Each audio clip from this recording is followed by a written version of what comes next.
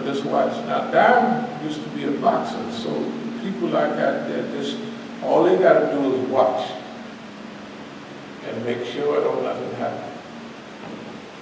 So anyway, our training of nonviolent resistance worked perfect because they were trying to get something going so that I would respond negatively and they could shoot me. Finally, they couldn't get nothing going on. A lot of stuff happened. So Mukhtar had a throw bone with the gun inside. This is the devil's police officer. So when I moved toward him, I'm just not moving to attack, but you know, just being aggressive and talking and stuff. This nigga trying to, you know, the little hole in the door. And I said, boy, use one dumb nigga. You carry your gun outside if it's under something, but you don't never put no gun inside of nothing where you got to fumble in there. For 1 second, a split second is your life, right? You know, nigga don't carry no gun up under his shirt down in here where you got to go all with some overalls on or something. This is how dumb these people are. But anyway, that's when Khadijah, she weighed about 300 pounds and ran up behind me. She actually knocked me down, but I just rolled over and stood up. Anyway, now remember, the other time is, and all of this shows up in the paper, this is verified. And I'll just do one more incident. The other incident is I'm in the masjid, sleep, and I hear bam, bam, bam, they beating on the door. So I walk up the door, I say, who is it? And Mukhtar says, it's me. I said, hey man, you gotta get away from here, it's too late, and I'll see you tomorrow. And I ain't gonna be beating on niggas until 12 o'clock at night. You know what I mean? You get on out of here. So boom, boom, boom. I said, I told you to get away from here. This is the police. And then I see all the lights turning. You can see in a crack under the door. You know, the lights turning, and they got about 8 or 12 cars out there. So they come out with your hands first. I said, y'all got a warrant? They said, come out. So I said, well, these boys sound a little serious, so I opened the door. And they all out there with their stuff just ready. They say, come on out. So I said, hands first, body second. I said, I know the drill, I've been doing this plenty of times. So I put my hands out the door so they could see them. Then I stepped out the door through the crack. So anyway, they put their hands up on the wall. Then long story short, they arrested me and I had the money for taxes. So they took it for 7 grand, so they took that. Oh, that ain't nothing. Hey man, remember I had said that they had taken 25 from my house and 25 from the masjid? They had taken 50. I just didn't want to sound, each time I didn't want to sound like a fool. But I had been hiding money at my mama's house for over 40 years, almost 50 years. In the garage and in the place, ain't nobody never found all that money. And in the masjid, I've been in there 30-something years. So, but then I looked, the next day they brought some of my old workout clothes and they left them at the back door. So then I walked around the masjid and I looked and I could see dog tracks. You know, like if you vacuum, you don't vacuum all the way up to the thing. So I walked all the way, I stumbled my goodness. Then I went to my house, and one part of it has a little gravel. And I said, dog tracks. So they found my money. They brought the dog, they took my workout clothes that they had taken from me before, let the dog smell them, and let him loose. And he'd run around the place, there it is right there, boss. And they found the money. So $11,000 by that time ain't no big deal. Just like $100,000 in the account, ain't no big deal. The government been taking money from me for the loans, Anyway, so nonviolent resistance. Now they works the brother over pretty good out there in Santa Rita, because it's like the county jail. I mean, that I can't breathe stuff. I mean, they had the brother handcuffed behind. They had wonderful martial arts techniques. They had my hands up like this when you're handcuffed. They had my feet up. And guess what? All the weight was on my chest and up here. And guess what? I was a little heavier than now. And you couldn't breathe. And they ain't put nothing on you. They choking you to death. And then I feel something in my back. So it's either a foot or a hand. They push you down. So what I did was, since I lift high a little bit, I just did a workout. I just said, I collapsed, then I took a deep breath and lifted as much of my body. I didn't lift up off the ground, but I lifted up for everything, so you can take a deep breath, collapse. Maybe I did that 4 or 5 times, maybe 6, I don't know, but pretty soon I'm breathing. I'm breathing. This stuff is still going on. So I'm not saying they was trying to kill the brother or nothing, but this was insanity and unreasonable. Yes. The same tactic they used in Baltimore on that boy Freddie Gray. Before he got in the van, they talking about he was falling around the van. The eyewitnesses said they did the same thing. Pulled him back like that, Yeah, and he looked like a crab, yeah. and put that thing in his back, and that's how they severed his spine, because he didn't wait for 150 That's pounds. exactly what they do. That's the same time the guy with I Can't Breathe up in New York. Eric Gardner. Yeah, okay, that's exactly the same time. That's exactly the same thing I was thinking about. Because I said, hey man, I can't breathe. I said it about 3 or 4 times. I wasn't going to say it no more. I said, well, since you can't breathe, you better figure out a way to breathe. Okay, so that was what people would call a traumatic period, right? Now, the stuff that Mukhtar and them was saying was all insanity. That was supposed to make you even madder. But if your policy is nonviolent resistance, you have to train yourself to stick to your policy. Because the things they're trying to do, number one, is to break your focus and break your concentration. We got them trapped. The whole federal, state, and local apparatus is trapped. But remember, we came to this conclusion in 2002. Remember our meeting? And we talk about it every time. But they had something going for themselves.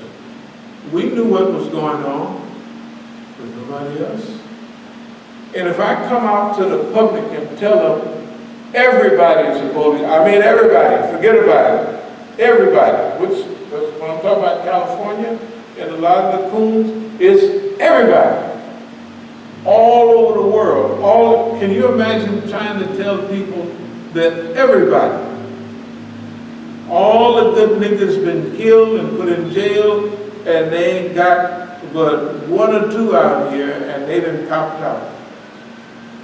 And that's what I was telling Imam Jamil, they getting ready to move, man.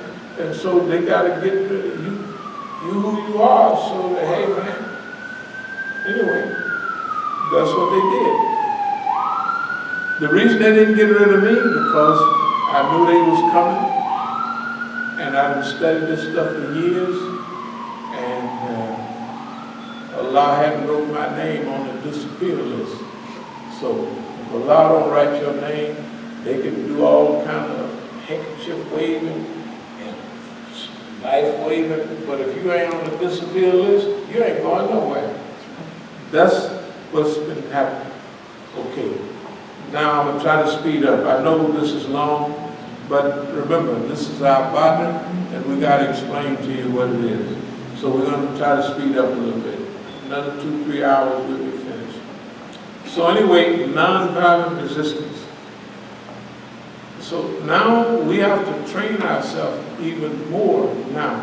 Why? Because we have to teach the whole movement that everybody's getting ready. The white folks is getting ready. The Shia community is getting ready. The Sunni community is getting ready. Everybody knows that they just about had enough.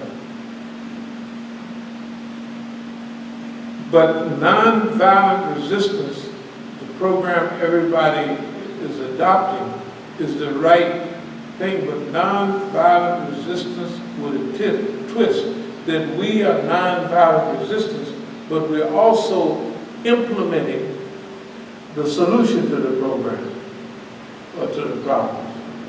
So nonviolent resistance means we pulling away from the system. We ain't begging you for nothing. You got your budget, keep it. We'll solve all the homeless problems. And then when the people solve the problems of society without the government, then we're on the road. Don't worry about the government. The white man that shot the congressman the other week, that's the new move.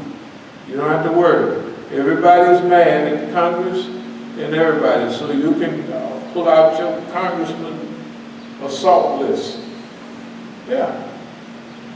For mayors, all the liars that lie to the people, especially white people is hungry, to lie to niggas is okay. We so used to, Indians, they lie to us so much, we're not even offended that much anymore, right? But white people that have a share of America, they mad. Hey man, you can't lie to us. And them white folks will shoot you. And that's why we on their side, and I mean not violently, but that's why we want to talk to all the white people about opiates. The white people don't know they're the target like Winkers was. The white folks to be dropping like flies of opiates, it means the white man is a target.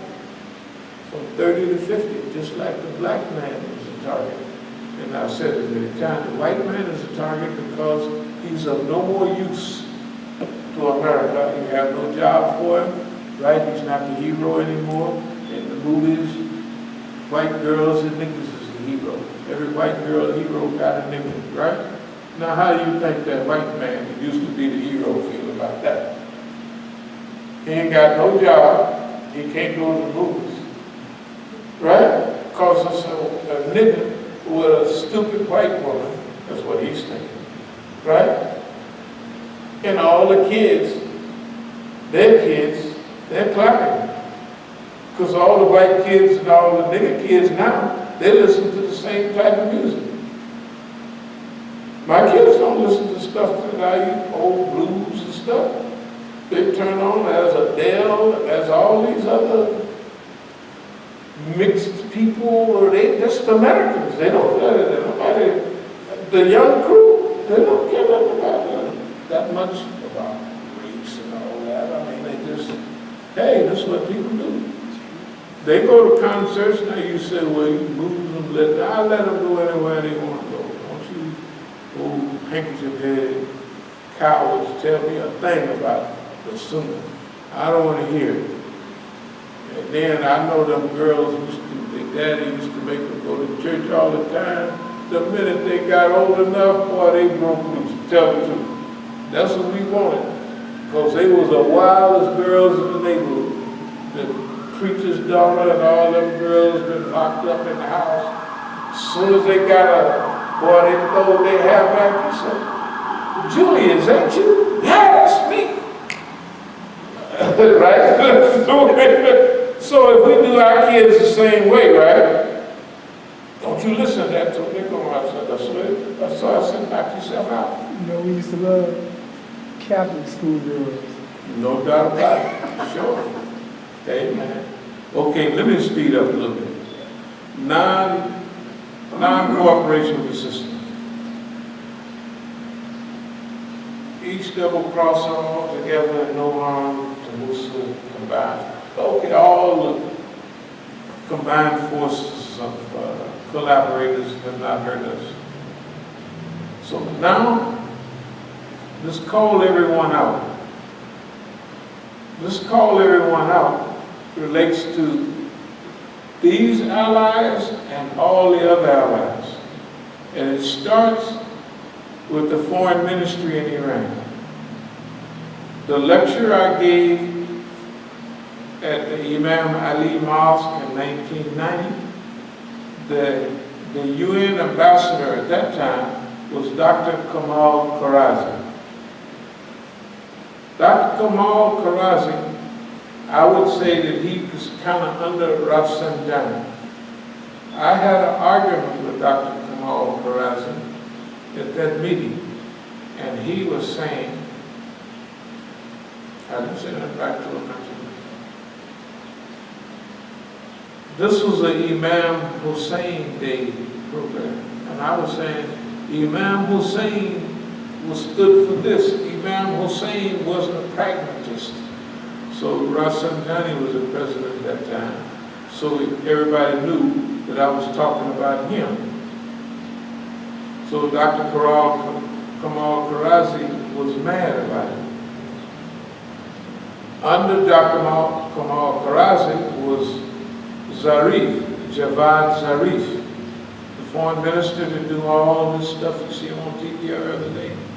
He's considered supposedly one of my best friends. They're not my best friends. The Iranians that went home, I want y'all, any of the Iranian brothers that went home in the old days, I want y'all to remember, I need y'all's help. I'll tell you why.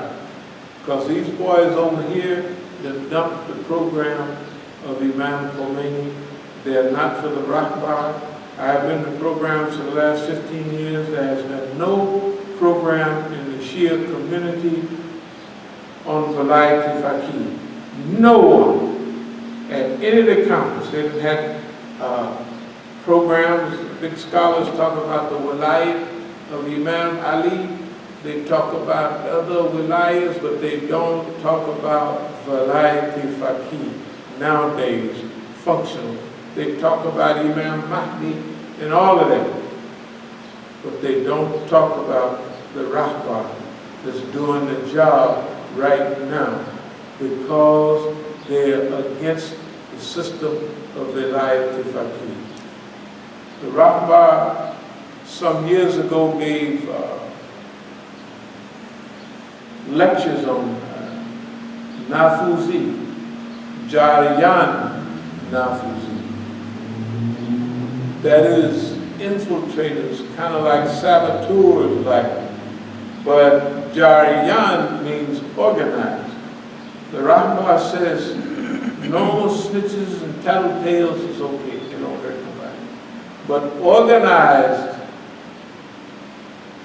Nafuzi, Jariyan Nafuzi, is to destroy our system. That's what the Rahbar said. All y'all know that. Now, in the United States of America, I'm the only one left from the old days. I'm the only one in America. The mission in New York, no Velayat Faqih for 15 years.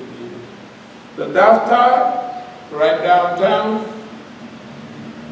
they done turned so crooked, it's sickening. Y'all remember who I'm talking about? Okay.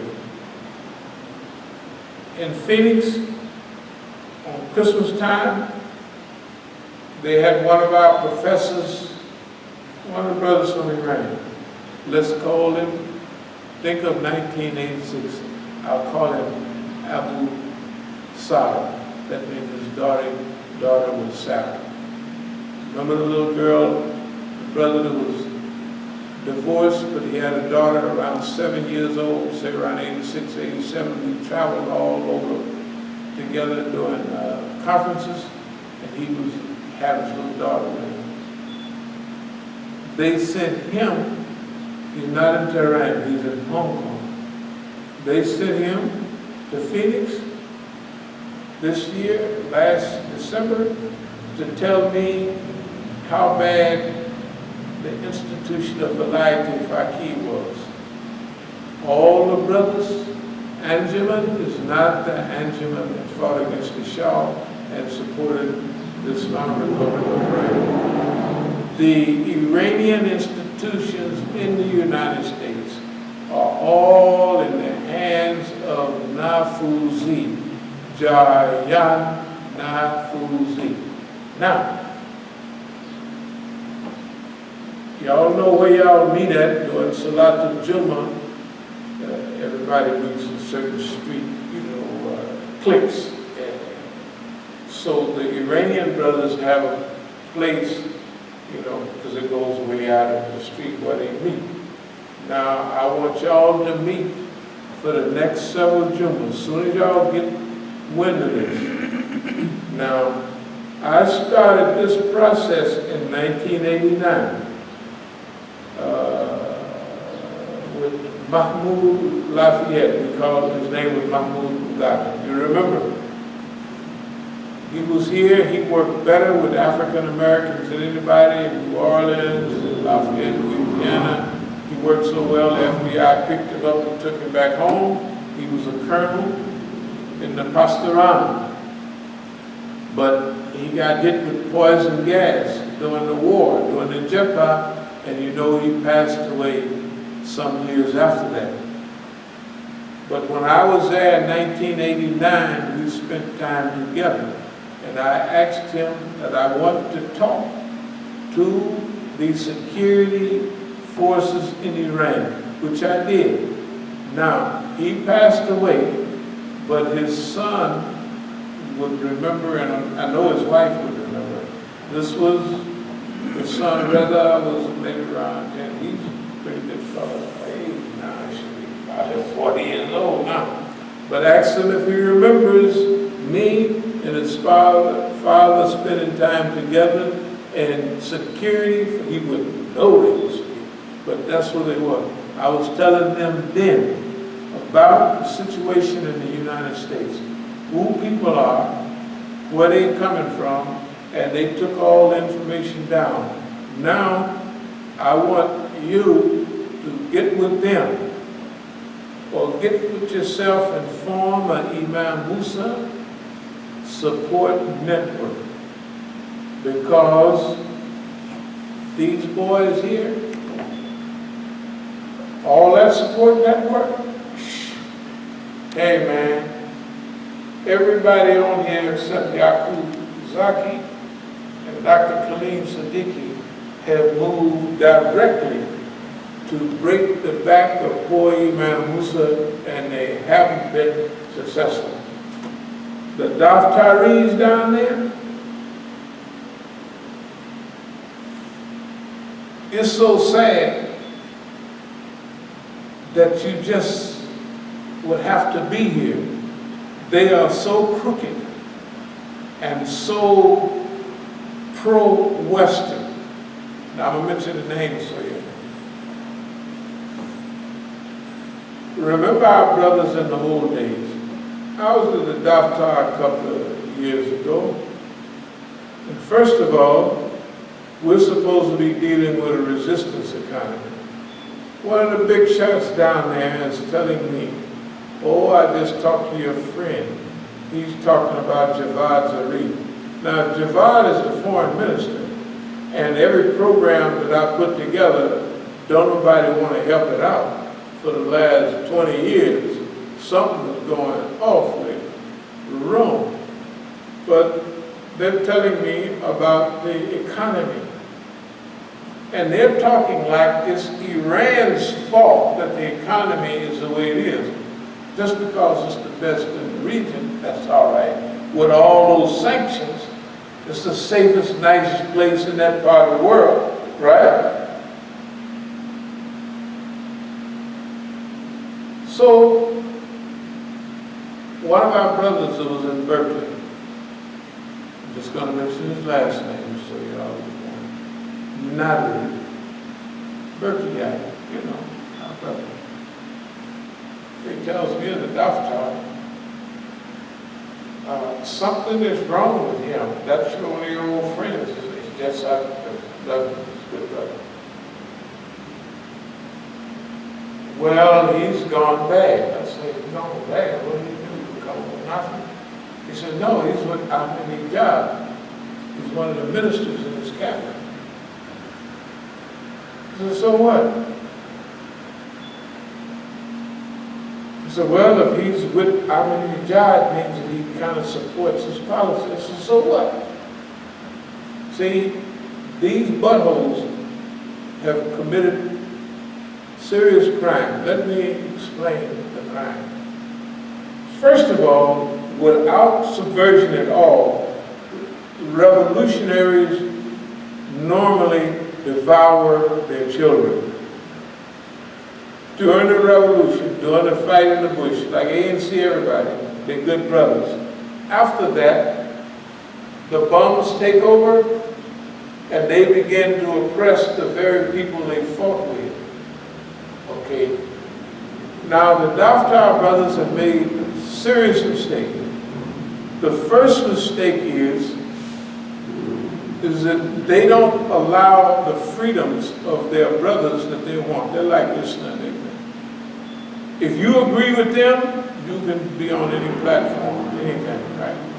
But if you don't agree with them, you're persona non grata.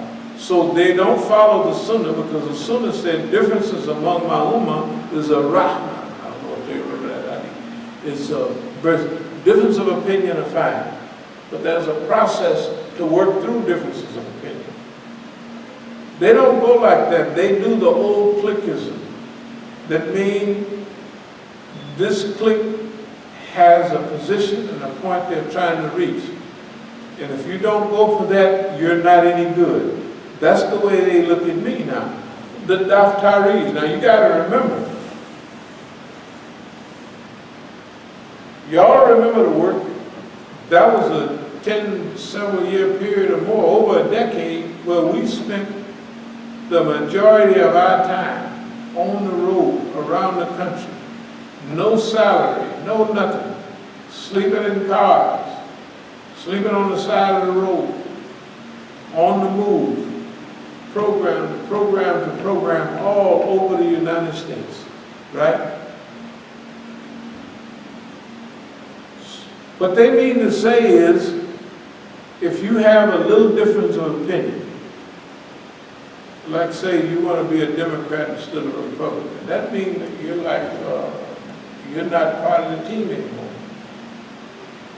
So therefore, anybody that's not on that Rafsanjani at the top, Rouhani, Dr. Kamal Karazi in the background, Javad Zarif.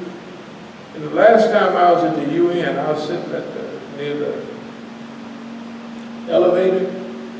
Last year, everybody that went up and down those stairs going up to the president's room was, hey man, Musa, I haven't seen you in 30, 40 years. I knew everybody on the staff.